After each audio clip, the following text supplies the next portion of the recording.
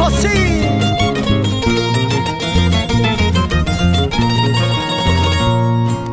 Expreso Caneñito, carrito del pueblo.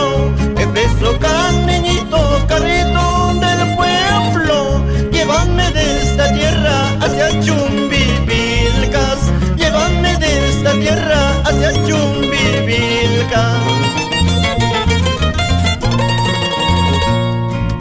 Pasando las reliquias de mi Texhuachaca, pasando los parajes de mi tierra Tuxtla. Recuerdo a mi pueblo, a mi linda madre. Recuerdo a mi pueblo, a mi lindo padre. Y nos vamos por las rutas de Cusco a Chamaca, con cariño para todos los pasajeros de esta empresa. Para mis grandes amigos, por Espinar, de Mauricio Paucara y la familia Guayguasincía. Pasando Lipitaca, llegando a Chamaca.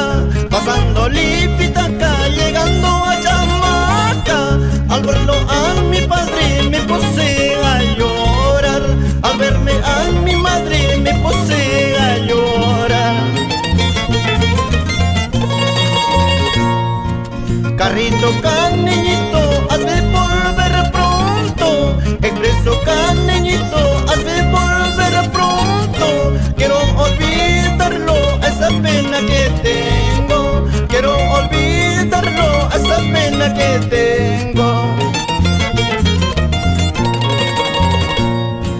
Chofercito de Expreso Caneño, chofercito de noble Caneño, cruzando ríos, cruzando quebradas, tu destino donde terminará. Chofercito de Expreso Caneño, chofercito de noble Caneño, cruzando ríos, cruzando quebradas, tu destino donde terminará.